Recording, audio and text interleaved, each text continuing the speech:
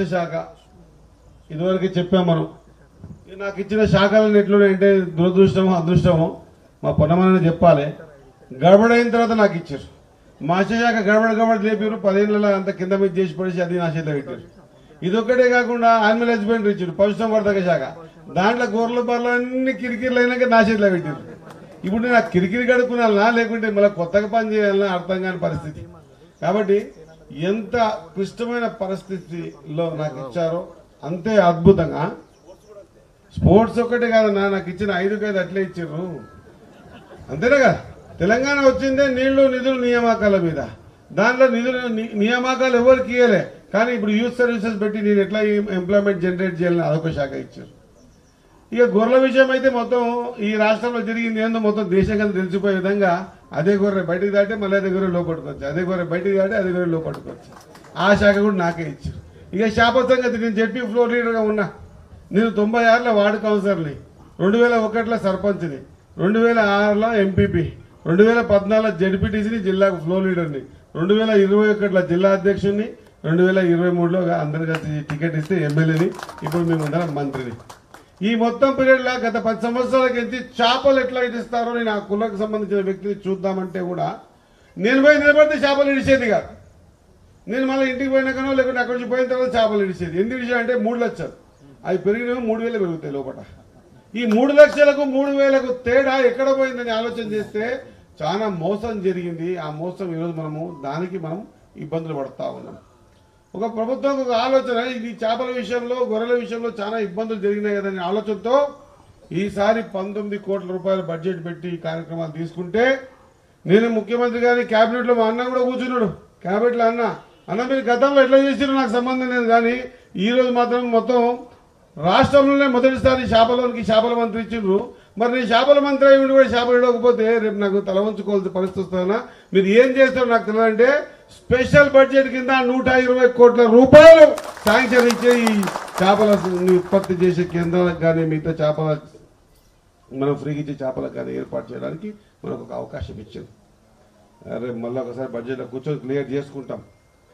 ఇక ఈ చేపలు ఎట్లా ఇవ్వాలి అదొక పెద్ద అంశం. మరి మా సంఘాలకి వెళ్ళి మా అన్న అంటుండు, సంఘాలకి ఇస్తే ఎంత వదులుతారో లేదో పెద్ద ప్రశ్నార్థకం.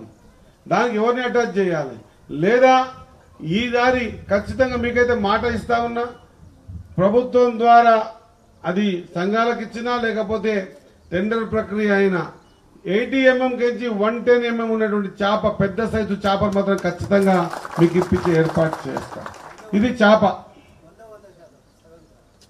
100%. 80 నుంచి 80 mm, 80 mm నుంచి 110 mm అంటున్నా. అంటే పెద్ద చేప అంటున్నా, పెద్ద చేప పని చేస్తా. ఇంకొక మాట, ఈ కార్యక్రమంలో అందరినీ పార్టిసిపేట్ చేస్తాం. మత్స్య పరిశ్రమ అనేది వాస్తవం చెప్పాలంటే ప్రకృతి ఇచ్చినటువంటి వరం. ఆ ప్రకృతి ఇచ్చిన వరం చేపను మనం గొర్రె అంటే కాయాల్సి వస్తుంది, చేపను ఇడిచి చూసుకుంటే సరిపోతుంది. దానికి ప్రకృతి పరంగానే ఫుడ్ దొరుకుతుంది. చేప కూడా మా ప్రభాకర్ అన్న 3 లేయర్ల చేప ఉంటుందన్న. ఒక లేయర్ చేప నీకు మధ్యలో పోయి ఫుడ్ వెతకదన్న, ఆ చేప కింద పోయి బురదలో ఫుడ్ వెతకదన్న. మధ్యలో ఫుడ్ వెతికే చేప పైకి రాదు, భూమిలోకి పోదన్న.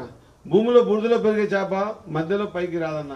కాబట్టి నేను ఈసారి ఖచ్చితంగా నేను గవర్నమెంట్ కూడా తెలియజేసిన, ఈ 3 రకాల చేపలు అంటే చెరువులో ఉన్నటువంటి చేపలకు దొరికేటువంటి ఫుడ్ అయితే ఉంటే ఫుడ్ ఏది దొరుకుతుందో దాన్ని 3 లేయర్గా తీసుకోవాలి ఖచ్చితంగా.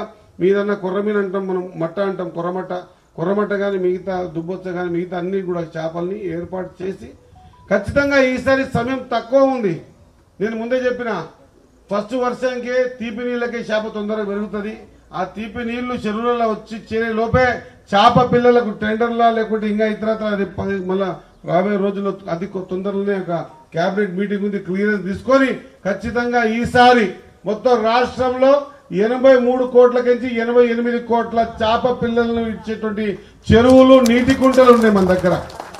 83 కోట్లకించి 87 కోట్ల చేప పిల్లలు ఇచ్చేటువంటి నీటి వసతులు మన దగ్గర ఉన్నాయి. కాబట్టి మీ అందరితో కోరుతా ఉన్నా, గతంలో ఏం జరిగిందో మర్చిపోండి, దాని గురించి ఎంక్వైరీలు నడుస్తూ ఉన్నాయి, లేదా ఇతరత్ర నడవనియండి. కానీ ఈరోజు మీ మధ్యలో బిడ్డగా, మీ మధ్యలో పుట్టిన బిడ్డగా, మీ కుటుంబ సభ్యునిగా, అదే శాఖకు మంత్రిగా ఉన్నటువంటి సందర్భాన 100% పెద్ద సైజు చేప లెక్కపెట్టి చేపని చెరువులో ఇచ్చేటువంటి బాధ్యత నేను తీసుకుంటా. మీరందరూ కూడా ధైర్యంగా ఉండవలసిందిగా కోరుకుంటూ, ఇది ఒక్కటి వేయడం మాత్రమే. వేసిన తర్వాత ఇంకొక మిత్రుడు చెప్పిండు దాన్ని వ్యాపారం ఎట్లా చేయాలి. అసలైన తొలి వెలుగు. ఫాలో వాట్సాప్ @తొలి వెలుగు official.